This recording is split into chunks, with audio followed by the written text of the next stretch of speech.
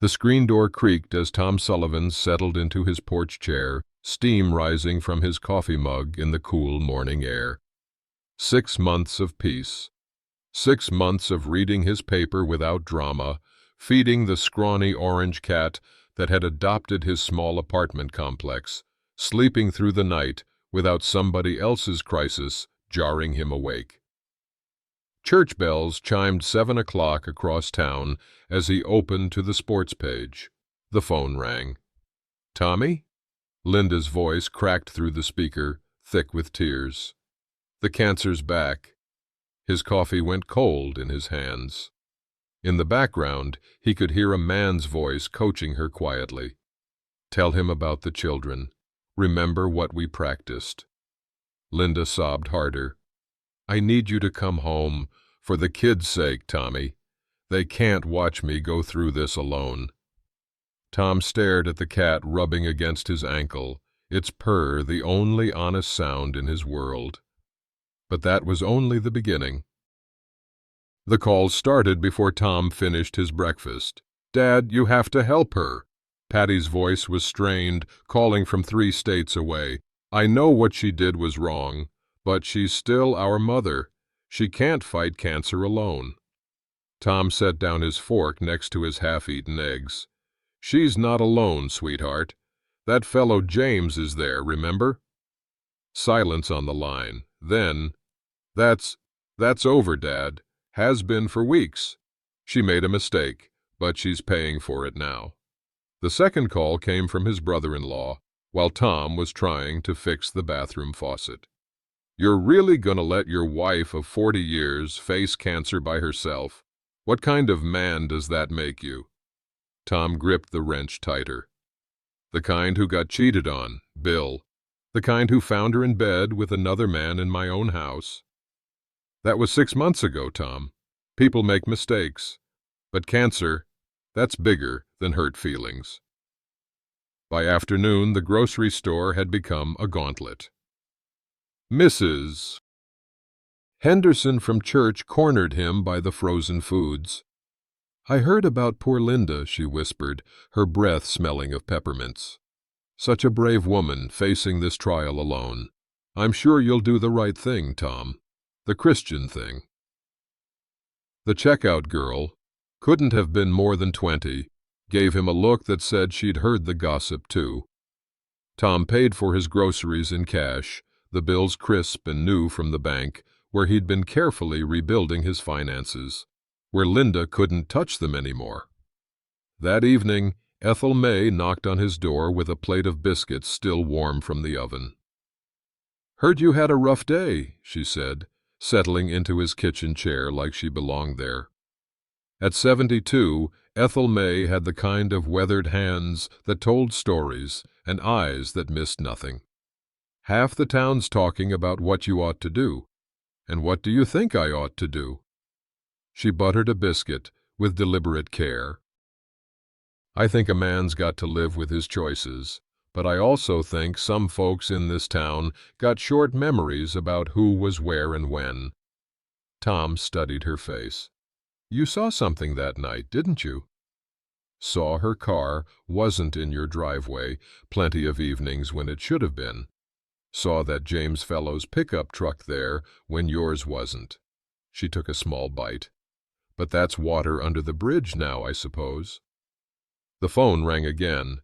This time it was Patty, crying. "Dad, I talked to Dr. Martinez. It's bad. The cancer's in her lymph nodes. She needs surgery, then months of treatment. She can't do this alone." Tom closed his eyes, seeing Linda's face that morning 6 months ago when he'd come home early from the hardware store to surprise her for their anniversary. The surprise had been on him. James's work boots by the front door, familiar voices from the bedroom, 40 years of marriage cracking like old wood. "What exactly are you asking me to do, honey?" "Just be there. Drive her to appointments. You don't have to move back in. Just don't abandon her completely." Through his kitchen window, Tom watched Ethel May's porch light flicker on. She was watering her tomatoes, moving slowly but steadily in the gathering dusk. A woman who'd buried her husband 5 years ago and never once complained about doing it alone. "I'll think about it," he told his daughter. But he'd already decided, not because of the phone calls or the grocery store looks or even Patty's tears, because 40 years of marriage had to count for something, even if 39 and a half of them had been real. The next morning, he drove to Linda's house, their old house, and knocked on the front door. She answered wearing the yellow robe he'd bought her last Christmas, the one she'd said was too bright. Her face was pale, thinner than he remembered. "I'll drive you to your appointments," he said without preamble. "Medical stuff only. I'm not moving back in, and I'm not pretending everything's fine. But I won't let you face cancer alone." Linda's eyes filled with tears. "Oh, Tommy, I knew you'd come back. I knew you still loved me." "I'm not coming back," he said quietly. "I'm just not walking away from someone who's sick. There's a difference." She reached for his hand, but he stepped back. "First appointment's Tuesday at 10, she said, her voice small. "Dr. Martinez wants to discuss treatment options." Tom nodded and turned to leave. At the end of the driveway, he looked back to see her still standing in the doorway, yellow robe bright against the morning shadows. Maybe he was doing the right thing. Maybe he was being played for a fool again. Only one way to find out. The cancer center smelled like industrial disinfectant and false hope. Tom sat in the waiting room, his hands folded over a magazine he wasn't reading, while Linda checked in at the reception desk. She moved carefully, one hand pressed to her side, like the pain was real. Maybe it was real. That was the hell of it. He couldn't tell anymore. "Mr. Sullivan?" A nurse with kind eyes and tired shoulders called his name. "You can come back with your wife now." Ex-wife, he wanted to say, but didn't. Let the medical folks think what they wanted. He wasn't here to explain his life story to strangers. Dr. Martinez was younger than Tom expected, with steady hands and the kind of direct gaze that came from delivering bad news regularly. He spread the scan images across his desk like he was dealing cards. "The cancer has spread," he said simply. "Lymph nodes, as we suspected. We're looking at aggressive chemotherapy, possibly radiation. It's going to be a long fight." Linda reached for Tom's hand. This time, he let her take it, feeling the tremor in her fingers, the wedding ring she still wore on the hand that had betrayed him. "What are her chances?" Tom asked. "With treatment, good. Linda's strong. She beat this before." The doctor looked between them. "But she'll need support, family. The next few months will be difficult." In the car afterward, Linda was quiet for the first 10 miles. Tom drove with the windows cracked, letting in the smell of autumn leaves and distant wood smoke. Finally, she spoke. "I know I don't deserve your help." "No," Tom said. "You don't? But you're here anyway." "Yes." "Why?" Tom slowed for a red light, watching a young mother push a stroller across the crosswalk. "Because 40 years has to mean something, even if 39 and a half of them were a lie." Linda started crying then, the kind of quiet tears that came from deeper than guilt. Tom handed her his handkerchief, the same one he'd been carrying for 20 years, washed and folded by her hands more times than he could count. His phone buzzed against his leg. A text message. Without thinking, he glanced at the screen. Then wished he hadn't. "James, how'd it go with the sucker? Did he fall for the tears like you planned?" The light turned green. Cars honked behind him. Tom's hands gripped the steering wheel until his knuckles went white. Another message appeared. "Can't wait to hear how pathetic he looked playing the devoted husband. You're a good actress, baby." Then Linda's response, Typed while he'd been helping her into the car. He's so easy to manipulate. Still thinks he's being noble. We'll have him back home in a month. Tom pulled into the parking lot of a Dollar General and put the car in park. His chest felt tight, like someone had wrapped wire around his ribs. "Tom?" Linda looked up from wiping her eyes. "What's wrong?" He handed her the phone. She went very still, her face cycling through expressions: surprise, guilt, defiance, then back to the practiced vulnerability she wore like makeup. "It's not what you think." "What is it then?" We're not together anymore. These are old messages from before." Tom looked at the timestamps, sent 12 minutes ago. "Try again." Linda's composure cracked. "You don't understand the pressure I'm under, the fear. Sometimes I need someone to tell me it's going to be okay." "By mocking me?" "We weren't mocking you. We were planning how long it would take to get me back home." Tom's voice was steady, quieter than she'd ever heard it. "Betting on whether I was stupid enough to fall for the same act twice." Linda grabbed his arm. "Tommy, please. The cancer is real. The fear is real. Everything else is just noise." He looked at her hand on his sleeve, at the wedding ring that apparently meant as little now as it had 6 months ago. "Get out." "What?" "Get out of my car. Call James. Tell him his good actress needs a ride home." "Tom, you can't leave me here. I just got terrible news. I'm sick." "You're sick, all right.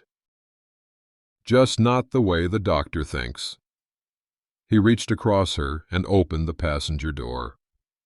Linda sat frozen for a moment, as if she couldn't believe her performance had failed. Then the mask slipped completely. "Fine," she snapped, climbing out. "But don't come crawling back when you realize what you're throwing away. Don't come to my funeral wishing you'd been a better man." Tom waited until she was inside the store, probably calling James, probably spinning some story about how cruel her heartless husband had been. Then he drove home with the radio off and the windows down, letting the October air wash the smell of disinfectant and lies from his truck. At his apartment, the orange cat was waiting on the porch, purring against his legs like it understood something about loyalty that some people never would. But the phone was already ringing inside. The calls started before dawn. Patty first, her voice sharp with panic. "Dad, what did you do? Mom's in the emergency room. She collapsed after you abandoned her at some store." Tom sat up in bed, the orange cat jumping down from where it had been sleeping on his feet. "She collapsed?" "Anxiety attack. The nurse said she was hysterical, talking about how her husband had thrown her out of his car during a cancer crisis." Patty's voice cracked. "Dad, how could you?" Tom rubbed his face with his free hand. Outside, the streetlight cast long shadows across his small bedroom. "Did she tell you why I asked her to get out?" "Does it matter? She has cancer, Dad. She's terrified and alone, and you—" She was texting her boyfriend, planning how long it would take to manipulate me into moving back home. Silence on the line. Then, "That's not... Mom wouldn't..." "Patty, honey, I showed her the messages. On her own phone." More silence. Tom could hear his daughter breathing, could almost hear her world reshuffling itself around this new information. "I have to go," she whispered, and hung up. The second call came from his brother-in-law, Bill, around 8 in the morning. "You son of a bitch! Linda's in the hospital because of you." Tom was making coffee, going through the motions of his morning routine like it might hold his life together. "She's in the hospital because she got caught lying." "She's got cancer, Tom. Whatever problems you two had..." "Problems?" The coffee filter tore in his hands. "She's been playing house with another man while planning my financial ruin. That's not problems, Bill. That's fraud. You're talking crazy. Am I? Tom swept the torn filter into the trash and started over. When's the last time you looked at your investment accounts, Bill? Really looked at them? What does that have to do with... Linda had access to those too, joint accounts from when we were all one big happy family investment group. The silence stretched long enough that Tom knew he'd hit something. You better be wrong about this, Bill said finally. But Tom was already pulling out his laptop, logging into accounts he hadn't checked in months. Accounts Linda had always handled because she was better with the computer stuff. His retirement account was down 40%, not from market losses, from withdrawals, large ones spread over the past year, all bearing his electronic signature, a signature he'd never authorized. Tom's hands shook as he scrolled through the transactions. 50,000 in March, 30,000 in June, 25,000 just last month, 2 weeks before her cancer diagnosis. His phone rang again. This time, it was Frank Morrison, his attorney. Tom, we need to talk. Can you come to my office this morning? Frank, if this is about Linda, it's about your will and your life insurance and the power of attorney documents you supposedly signed last month. Tom's coffee went cold as Frank explained. Power of attorney papers bearing his signature, giving Linda complete control over his finances and medical decisions. Life insurance beneficiaries changed from his children to Linda. A new will that left everything to his devoted wife of 40 years. I never signed any of these, Tom said. The signatures look real, Tom, very real. If something happened to you, an accident, a heart attack, Linda would inherit everything, and your kids would get nothing. Jesus. Tom slumped in the lawyer's leather chair. How long has this been planned? Based on the dates, at least a year, maybe longer. Frank leaned forward, his face grave. Tom, there's more. The medical bills from her first cancer treatment, most of them were never submitted to insurance. She paid cash, then claimed them as deductions on your tax returns, double-dipped on the sympathy and the money. The room seemed to tilt. Tom gripped the armrests of his chair. The first cancer wasn't real. Oh, it was real. But she stretched the treatment out, got unnecessary procedures, milked it for maximum impact, financial and emotional. Frank's voice was gentle but firm. She's been planning this for a long time, Tom. The affair, the manipulation, the financial control, you were being set up. Tom drove home through streets that looked the same but felt different, like someone had changed the rules of physics while he wasn't paying attention. 40 years of marriage, and he'd been married to a stranger. At his apartment, Ethel May was waiting on his porch with a thermos of coffee and the kind of look that said she'd been expecting this conversation. Figured you might need some company today, she said. Tom sat down heavily in his porch chair. The orange cat materialized from nowhere, winding around his legs. How long have you known? He asked. About Linda? Ethel May poured coffee into 2 mismatched cups. Longer than you did, I suspect. But knowing and proving are different things. Why didn't you say anything? Would you have believed me? Tom took a sip of coffee. It was strong and honest and exactly what he needed. No, he admitted. I probably wouldn't have. The phone was ringing inside his apartment again, but for the first time in months, Tom didn't feel compelled to answer it. Ethel May's coffee was the kind that could wake the dead or comfort the living, depending on what you needed. Tom needed both.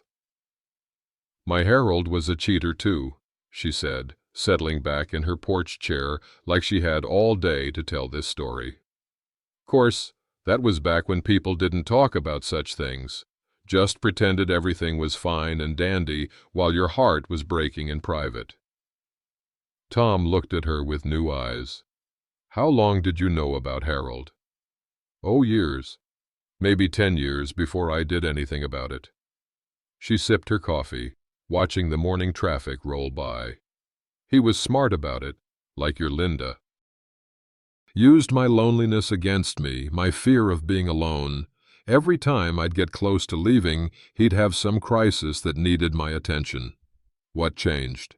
Found out he'd been spending our retirement money on his girlfriends. Not just the current one, all of them, going back years. Jewelry, trips, apartment rent. Her laugh was dry as autumn leaves. That's when I realized the difference between being loyal and being stupid. Tom's phone buzzed. A text from Patty. Dad, can we talk? I found some things in Mom's papers that don't make sense. Mind if my daughter comes by? Tom asked. She's driving down from Nashville. Course not. Girl's gonna need some coffee when she gets here. Patty arrived 3 hours later, looking like she hadn't slept. She had her mother's dark hair, but her father's steady eyes, and right now those eyes were full of confusion and anger. Dad, I need to ask you something, and I need you to tell me the truth. She pulled a manila folder from her purse. Did you know Mom took out a second mortgage on the house? Tom's coffee cup stopped halfway to his mouth. She did what? $60,000, taken out 6 months before she told you about the affair. The paperwork has your signature on it. Patty's voice was carefully controlled. But I've been looking at it with a magnifying glass, and it doesn't look right. The T in Tom is different from how you usually write it. Ethel May leaned forward. You got more of those papers, honey? Patty spread documents across the porch table. Bank statements, loan applications, insurance forms, all bearing Tom's signature, all dated from the past year. I've been Mom's power of attorney for medical stuff since her first cancer, Patty said.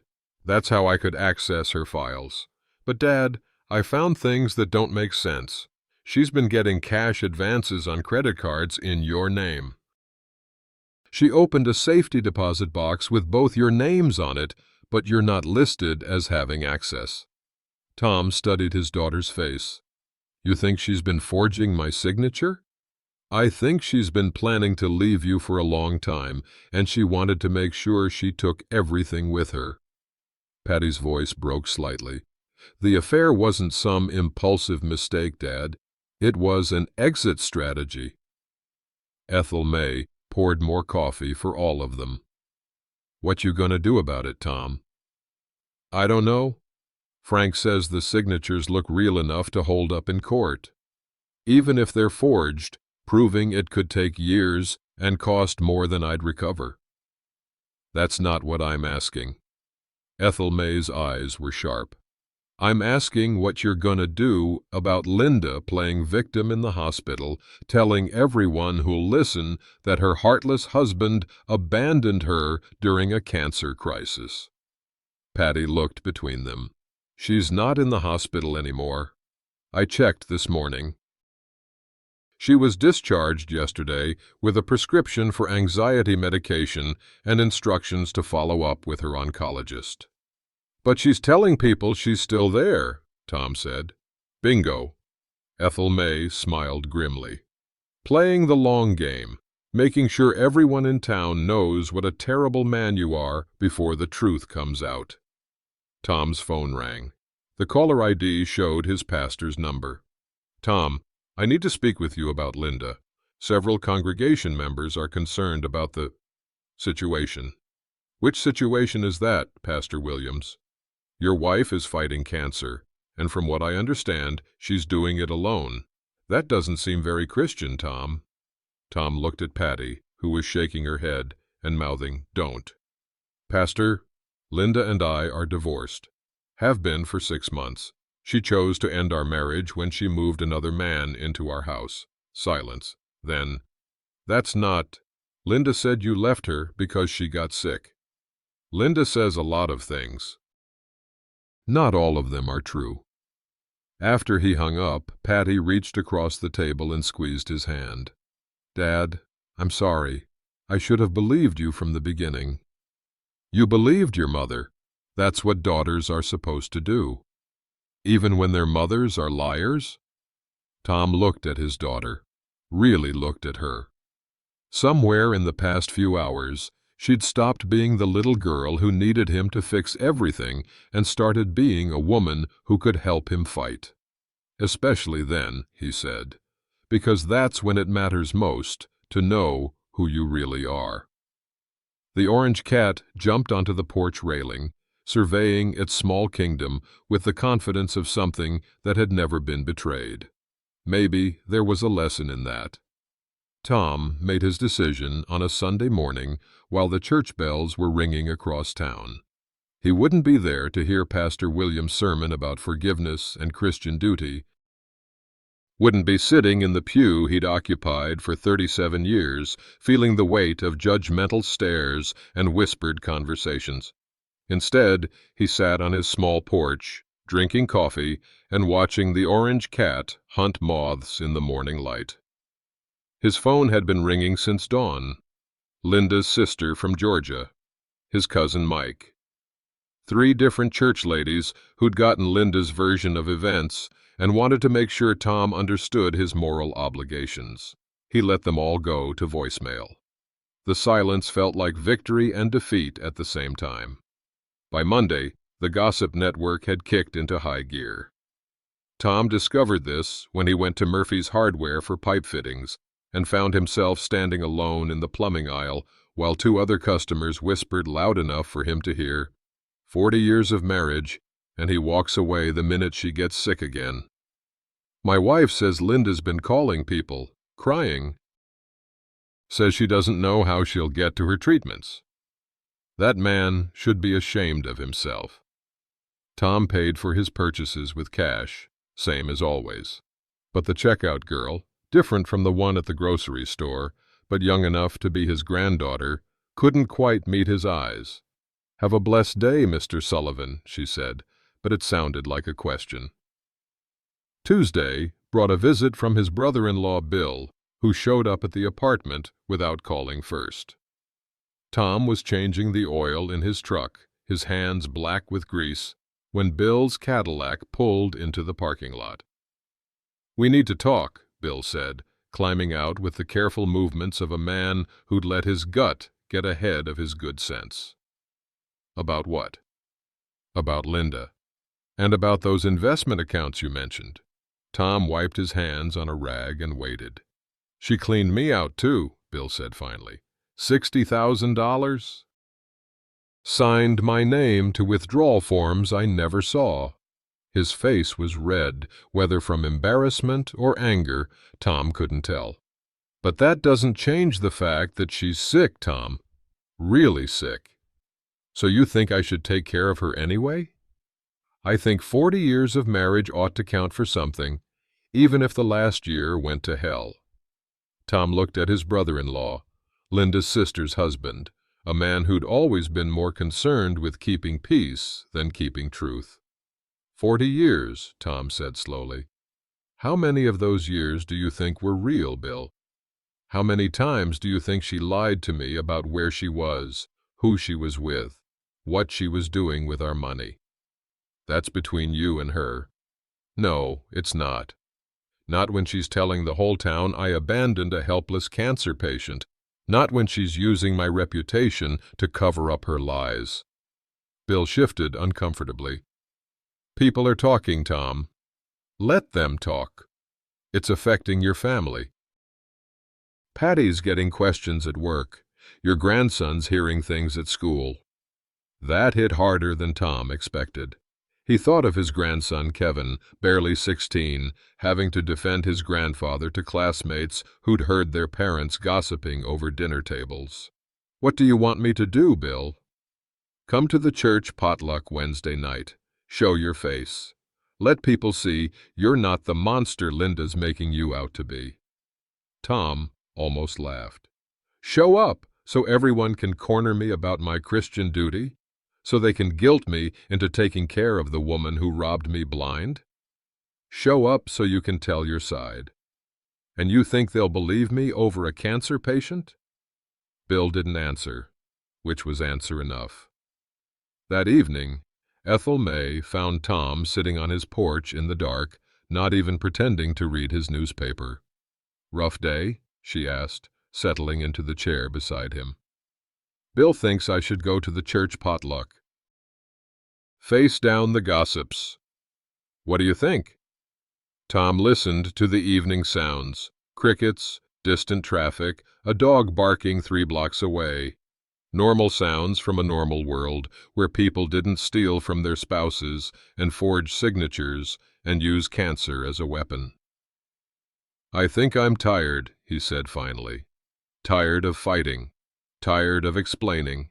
Tired of trying to prove I'm not the villain in someone else's story." Ethel May was quiet for a long moment. When she spoke, her voice was gentle but firm. "Sometimes the only way to win is to stop playing their game." "What's that mean?" "Means maybe it's time to start playing your own." The orange cat appeared from the shadows, jumped onto Tom's lap, and began purring like it knew something about winning that people had forgotten. Wednesday night came and went. Tom stayed home. The phone stopped ringing. The quiet lasted exactly 5 days. Tom was getting used to it, the peace of not answering every call, not justifying every decision to people who'd already made up their minds. He'd started taking longer walks around the apartment complex, had even bought the orange cat some actual cat food instead of sharing his sandwich meat. Then Patty called with news that changed everything. "Dad, I hired a private investigator." Tom was fixing a loose cabinet door in his kitchen, the simple pleasure of working with his hands, helping to keep the anger at bay. "Honey, I told you we can't afford to fight this in court." "Not to investigate Mom, to investigate James." The screwdriver slipped in his hand. "Why?" "Because I had a feeling, a really bad feeling." Patty's voice was tight with controlled fury. "Dad, James Morrison isn't his real name. It's James Morton, and he's done this before, 3 times. Tom sat down hard at his kitchen table. "Done what before?" "Targeted women going through divorces or medical crises. Women with assets and insurance policies. The investigator found court records in 2 other states. Same pattern. Move in during a crisis, isolate them from family, gain access to finances, then disappear when things get complicated." Jesus. "It gets worse, Dad. One of the women died during cancer treatment. Alone. He'd cleaned out her accounts and vanished 2 months earlier, right after she'd changed her will to make him the beneficiary." Tom's hands were shaking. He set them flat on the table, tried to steady himself. "How long has Linda known him?" "Longer than we thought. The investigator traced credit card receipts. They've been meeting for almost 2 years, Dad. Long before her first cancer diagnosis." 2 years. Tom tried to process that. 2 years of planning, of setting him up, of turning his own decency into a weapon against him. "There's more," Patty continued. "I think Mom's in real danger. Not from the cancer, from him. The investigator thinks James is getting nervous about all the attention, about you not falling back in line like he expected." As if summoned by their conversation, Tom's doorbell rang. Through the peephole, he could see a man he'd never met before, tall, silver-haired, wearing the kind of expensive jacket that suggested success and confidence. "Patty, I need to call you back." Tom opened the door, but didn't invite the stranger in. "You must be Tom Sullivan," the man said, extending his hand with a practiced smile. "I'm James Morrison. I think it's time we talked." Up close, James looked like what he was, a man who made his living convincing people to trust him. Friendly eyes, firm handshake, the kind of voice that sold insurance and inspired confidence. Tom could see exactly how Linda had fallen for him. "What do you want?" Tom asked. "To clear the air?" "Linda's told me a lot about you, and I think there's been some misunderstanding." James glanced around the small apartment parking lot. "Maybe we could go somewhere more private? Get a cup of coffee, talk man to man." "We can talk right here." James's smile flickered slightly. "All right, Tom. I want you to know I never intended for things to go this way. Linda and it just happened. But now, with her being sick, I think we all need to put aside our differences and focus on what's important." "Which is?" "Her health, her peace of mind. She's been so worried about the financial stress, about whether she can afford her treatments. It's affecting her recovery." Tom studied James's face, looking for cracks in the performance. "Funny thing about those financial stresses, seems like a lot of them started when certain withdrawal slips got signed without my knowledge." "I don't know anything about that." "Course you don't." Tom stepped back, preparing to close the door. "Here's what I know, James. I know your real name is Morton. I know you've pulled this same con on at least 3 other women. And I know you're getting nervous because things aren't going according to plan." The friendly mask slipped completely. James's eyes went cold, calculating. "You can't prove anything." "Maybe not. But I can make your life real uncomfortable while I try. Small towns talk, James. Word gets around. About strangers who show up during people's troubles. About women who get taken advantage of when they're vulnerable." James stepped closer, close enough that Tom could smell his expensive cologne and see the threat in his eyes. "You need to be careful, old man. Accidents happen to people who don't mind their own business." Tom smiled for the first time in days. "Is that a threat?" "It's friendly advice." After James left, Tom called Patty back and told her to have the investigator document everything. Then he called Frank Morrison, his attorney, and asked about restraining orders. But mostly he thought about the look in James's eyes when the mask came off. The game had just gotten dangerous. The brick came through Tom's living room window at 2:30 in the morning. He woke to the sound of shattering glass and the orange cat yowling in panic. By the time he got to the window, whoever had thrown it was long gone, leaving only tire tracks in the gravel and a message wrapped around the brick with a rubber band. "Mind your own business, or next time it won't be a window."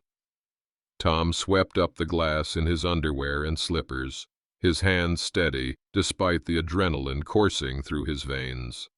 43 years of marriage, and nobody had ever threatened him with anything worse than a stern talking to from the pastor about missing too many Wednesday night services. He was boarding up the window with cardboard and duct tape when Ethel May appeared at his door in her robe and curlers. "Heard the crash," she said, looking at the damage. "You call the police?" "What would I tell them? That someone doesn't like the way I'm handling my divorce?" "You'd tell them somebody's trying to scare you into dropping your investigation into a con man who's bilked money out of vulnerable women." Tom looked at her sharply. "How do you know about James's background?" "Honey, you think Patty's the only one with friends who know how to use a computer? I've been asking questions too." Ethel May handed him a better piece of cardboard. "James Morton's been busy, real busy. And now he's getting desperate." The phone rang. Tom almost didn't answer it. Nothing good happened at 3 in the morning, but the caller ID showed Patty's number. "Dad, are you okay? I just got a call from someone claiming to be a nurse at Regional Hospital. They said you'd had a heart attack." "I'm fine, honey. I'm standing right here talking to you. I know that now. But Dad, when I called the hospital back, there's no record of you being there. Someone made a fake call to get me panicked and driving through the night. Tom felt something cold settle in his stomach. Where are you now? About 2 hours out from your place. I was so scared, I just jumped in the car and started driving. Turn around. Go home. What? Dad, no. I'm coming to check on you. Patty, listen to me. Someone just threw a brick through my window with a threatening note. Someone called you with false information to get you on the road in the middle of the night. You think that's coincidence? Silence on the line. Then, oh God, you think they're trying to... I think they're trying to isolate me, scare off anyone who might help me. Make me so worried about my family's safety that I'll back down and stop asking questions. Maybe you should. The words hung in the air like smoke. Tom looked at Ethel May, who was listening to every word with the intensity of someone who'd lived through enough trouble to recognize the real thing. Maybe I should what? Back down. Dad, if they're willing to threaten you, to try to get me in a car accident, maybe this isn't worth it. Maybe you should just walk away, start over somewhere else. Tom sat down heavily in his kitchen chair, the fight suddenly draining out of him. For 43 years, he'd been the man his family could count on, the one who fixed problems, who protected people, who did the right thing even when it was hard. Now his own daughter was asking him to run. You think I should let him win? He asked quietly. I think I'd rather have a living father than a dead hero. After he hung up, Tom sat in his half-destroyed living room and thought about that. About running, about selling what was left of his belongings, moving somewhere James Morton had never heard of, starting over with whatever money Linda and James hadn't managed to steal. It would be easier, safer, maybe even smarter. You're not going to do it, Ethel May said, reading his face. Do what? Run. Give up. Let that snake win. Tom looked at the boarded-up window, at the threatening note still sitting on his coffee table. Why not? Because if you do, he'll just find another Linda, another woman who's scared and sick and vulnerable, and maybe next time she won't have a daughter smart enough to hire an investigator. Tom thought about the woman who died alone while James Morton cleaned out her bank accounts. About Linda, who for all her faults and lies, was still facing cancer while being manipulated by a predator. About all the other women who might be next if somebody didn't stop him. What if I can't stop him? What if I'm just one old man tilting at windmills? Ethel May smiled, the kind of smile that had probably gotten her through the Depression and her husband's betrayals and 40 years of keeping her own counsel. Then at least you'll go down swinging. Tom picked up the threatening note, smoothed it out on the table, and reached for his phone to call Frank Morrison. The game was about to change. Tom's kitchen table had become a war room. Spread across its scarred wooden surface were bank statements, credit reports, legal documents, and photographs, evidence of a con game that had been running for 2 years. Frank Morrison sat on one side, Ethel May on the other, and Patty occupied the chair by the window, her laptop open, and her investigator friend on speakerphone. We've got enough to put James Morton in prison, the investigator said, his voice crackling through the phone's small speaker. But we need Linda to press charges. Without her testimony, most of this is circumstantial. Tom rubbed his face with both hands. 3 days since the brick through his window, and he felt like he'd aged 3 years. She won't do it. She's too deep in with him now. Maybe, Patty said. Or maybe she doesn't know how deep she's in. Frank looked up from the legal papers he'd been reviewing. What do you mean? I mean, maybe Mom thinks she's in control. Maybe she thinks she's using James instead of the other way around. Patty pulled up something on her laptop screen. Look at this. James has been moving money from their joint accounts into offshore accounts. Not just Dad's money. Mom's too. Everything. Tom leaned forward to look at the screen. Numbers that made his stomach turn. How much? Everything, Dad. The house mortgage money, her retirement account, even the life insurance payout from when Grandpa died. James has been cleaning her out just like he cleaned out those other women. Ethel May whistled low. So Linda thinks she's the partner in crime, but she's really just another victim. Exactly. And there's more. Patty clicked to another screen. James filed paperwork to put the house up for sale. Without Mom's knowledge, the realtor thinks Linda signed the listing agreement, but look at the signature. Tom studied the document. The signature looked like Linda's, but something was off about it. The L was too elaborate, the A too round. He's been forging her signature too, Frank said grimly, just like he forged yours. The investigator's voice came through the speaker again. Here's what I think is happening.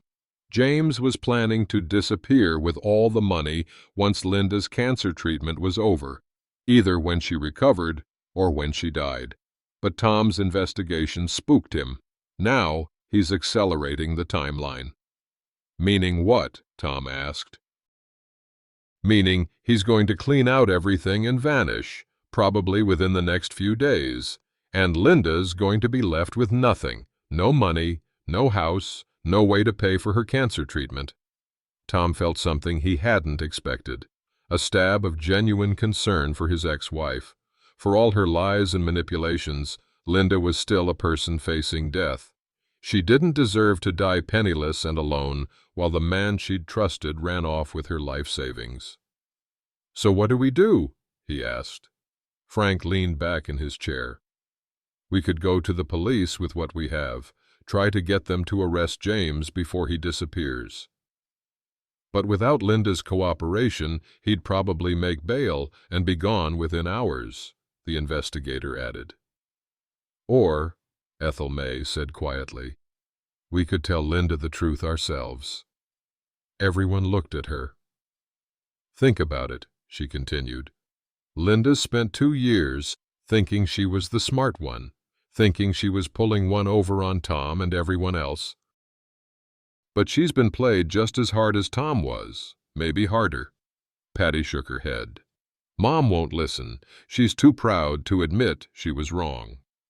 "She might listen if she knew James was about to disappear with everything," Tom said slowly, "including her house." "You want to warn the woman who cheated on you and stole your retirement money?" Frank asked. Tom thought about that. About Linda, probably sitting in their old house right now, maybe feeling sick from chemotherapy, maybe scared about her future, completely unaware that the man she'd trusted was about to leave her with nothing. "Yeah," he said, "I do." An hour later, Tom stood on the front porch of his old house, holding a manila folder full of evidence, and wondering if he was making the biggest mistake of his life. Linda answered the door looking frailer than he'd ever seen her. The chemotherapy was working, but it was taking its toll. She wore a silk scarf over her thinning hair and moved carefully, like someone who'd learned not to trust her own body. "Tommy, what are you doing here?" "We need to talk, Linda." "About James." Her face went hard. "If you're here to gloat, I'm here to warn you." Tom held up the folder. "James Morton isn't who you think he is, and he's about to disappear with everything you own." For a moment, Linda's mask slipped, and Tom saw something he recognized, the same fear and confusion he'd felt when he'd discovered the forged signatures and empty bank accounts. "You're lying," she said, but her voice wavered. "Then let me show you the proof." Linda looked at him for a long moment, then stepped aside to let him in. The house smelled the same, lemon furniture polish and the faint scent of the roses she'd planted by the kitchen window. but it felt different, hollow, like a stage set for a play that was almost over. "Okay," Linda said, settling into the chair she'd always claimed as hers. "Show me what you think you know." Tom opened the folder and began laying out the evidence that would destroy the last 2 years of her life. And maybe, just maybe, save what was left of it. Linda stared at the bank statements for a long time without speaking.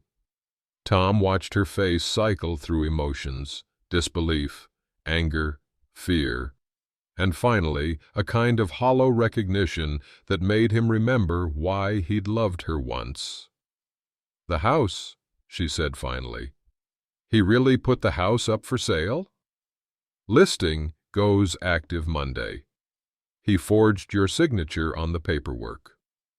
Linda's hands shook as she picked up the real estate documents. "But he said we were waiting until after my treatment finished. He said we'd buy something smaller together, somewhere warm." "Linda, there is no together. There never was." Tom's voice was gentler than he'd expected it to be. "Look at the flight records.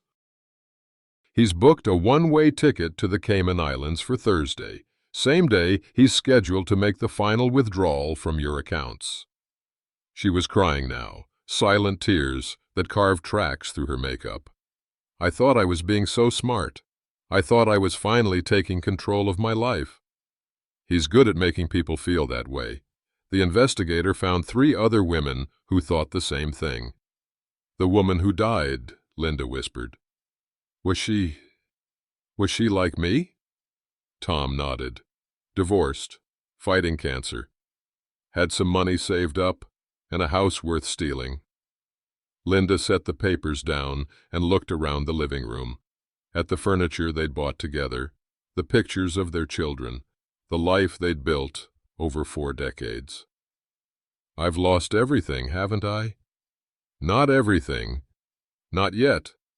Tom leaned forward. "Linda, we can stop him. But you have to press charges. You have to testify about what he did." "Who's going to believe me?" "I'm the cheating wife who tried to steal her husband's retirement money. You're also the victim of a con man who's done this before. Frank says if you cooperate with the investigation, the prosecutor might be willing to work out a deal on the forgery charges against me."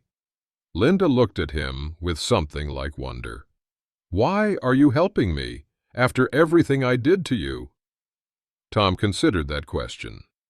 A week ago, he might have said it was Christian duty, or 40 years of marriage, or simple human decency. Now he knew it was simpler and more complicated than that. Because nobody deserves to die alone and broke while the person they trusted runs off with their life's savings. Not even you. The police arrested James Morton at the airport on Thursday morning, 2 hours before his flight to the Cayman Islands. He had $340,000 in certified checks in his carry-on bag and a passport bearing a different name. Linda testified before the grand jury on a Tuesday, wearing the same yellow dress she'd worn to their daughter's wedding. Tom sat in the back of the courtroom, not because he had to, but because she'd asked him to. The plea deal Frank negotiated was better than Tom had hoped. Linda would serve 2 years of probation and pay restitution for the forged signatures, but she'd keep the house and her remaining retirement funds. More importantly, the charges against Tom were dropped completely. 6 months later, Tom was working in the small garden plot behind his apartment when Patty brought him a cup of coffee and some news. "Mom's doing better. The latest scans show the cancer's in remission." "That's good," Tom said, and meant it. "She asked me to give you something." Patty handed him an envelope with his name written in Linda's familiar handwriting. Inside was a check for $15,000, partial restitution for the retirement money, and a note that simply said, "Thank you for not letting me die a fool. L." Tom folded the note carefully and put it in his shirt pocket. "Dad?" Patty sat down beside him on the small bench he'd built. "Are you happy?" Tom looked around his tiny garden. Tomatoes climbing their stakes, peppers beginning to turn red, herbs that would flavor simple meals for one. The orange cat was napping in a patch of sunlight, occasionally twitching its tail at passing butterflies. "Yeah," he said, surprising himself with the truth of it. "I think I am." Ethel May appeared around the corner of the building, carrying a pitcher of iced tea and wearing the satisfied smile of someone who'd lived long enough to see justice done right. "Room for one more in this celebration?" she asked. Tom made space on the bench. "Always room for the woman who taught me the difference between being noble and being stupid." The evening light was golden and warm, and for the first time in 2 years, Tom Sullivan felt like himself again. 6 months later, Tom was teaching his grandson Kevin how to change the oil in the old pickup truck when the boy asked the question Tom had been expecting. "Grandpa, why did you help Grandma after she hurt you so bad?" Tom wiped his hands on a rag that had seen better decades, considering his answer. Kevin was 17 now, old enough for truth, but young enough to still believe in simple answers. The evening air carried the smell of Ethel May's pot roast from next door and the distant sound of church bells marking the hour. "Well," Tom said finally, "I reckon there's a difference between being a good man and being a foolish one. Took me a while to figure out which was which." "But she stole from you. She lied to you." "She did. And there was a time when I thought being good meant letting people hurt me over and over again. Thought that was what love looked like, taking whatever someone dished out and asking for more." Tom tightened the oil drain plug with practiced movements, the simple mechanics of maintenance as familiar as breathing. "But then I learned something important, Kevin. Love isn't about letting people destroy you. Real love, the kind worth having, it requires respect, both ways. When someone shows you they don't respect you, when they lie and steal and use your goodness as a weapon against you, helping them isn't love. It's just fear." "Fear of what?" "Fear of being alone. Fear of not being needed. Fear that if you stand up for yourself, you'll find out you're not as good a person as you thought you were." The orange cat wound around Kevin's legs, purring its approval of the conversation. Tom smiled, remembering another evening, another conversation with Ethel May about the difference between noble and stupid. "The thing is, Kevin, you can still help someone who's hurt you. But you do it because it's right, not because you're afraid. You do it with your eyes wide open, knowing exactly who they are and exactly who you are. That's not being a fool. That's being a man." The church bells finished their song, and somewhere in the distance, Tom could hear Ethel May calling them in for supper. Some lessons, he reflected, were worth learning twice.